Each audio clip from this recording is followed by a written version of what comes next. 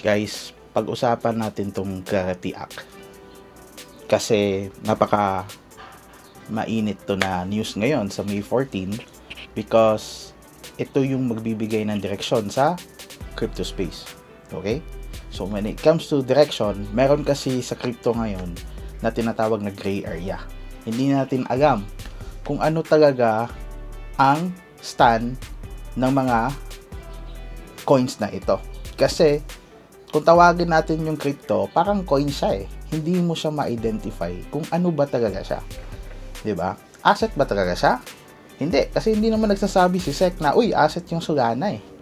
Or asset yung Bitcoin. Hindi nila pwede sabihin yon kasi hindi talaga regulated. Okay? Commodity ba siya? Hindi rin masasabi doon ng mga tao kasi hindi rin siya binasbasa ng CFTC. Ito yung Commodity Futures Trading Commission. Okay? So, ano ba yung security tsaka SEC? No. Ano ba yung security tsaka ano ba yung tawag na? Commodity.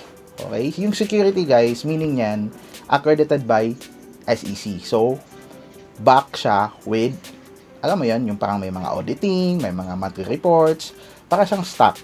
Kasi magre-report ka talaga sa SEC. So, feeling ko, itong mga Solana, XRP, no, except Bitcoin, is magiging security to sila. Feeling ko lang ha, kasi magabot na maging commodity yan. Kasi, may mga tao involved.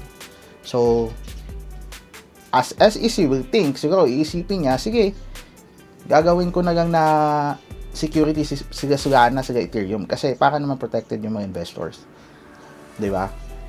And issuer din kasi ng mga digital dollar. So kailangan talaga magiging regulated sila kasi this is to protect the dollar itself and the investors.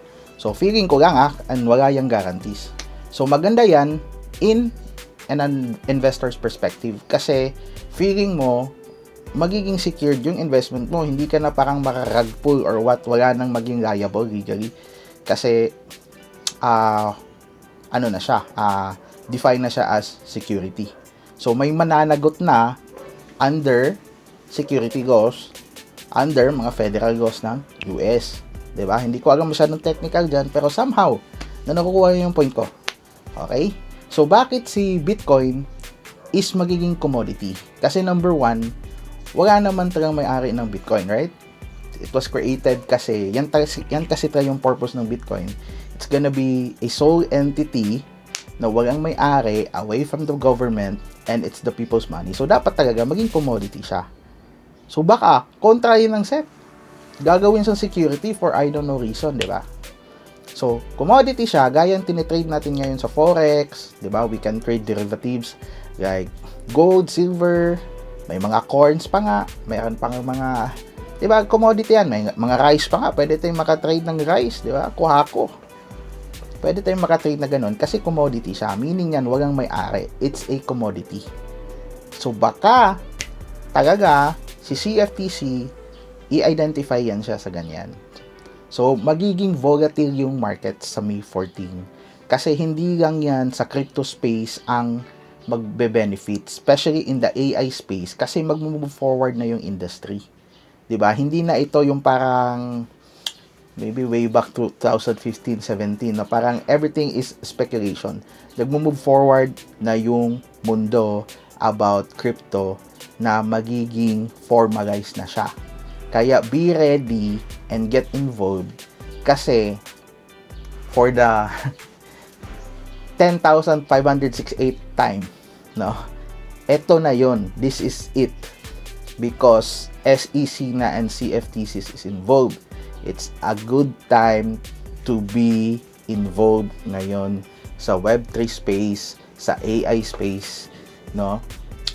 And actually, generally sa market kasi napakaganda ng mga ganitong mga events, no?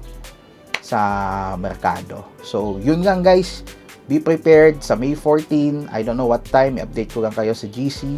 And if you want to know more about Web3, about how can you make, diba, diskarte on markets. So, just join our community, Blacknext.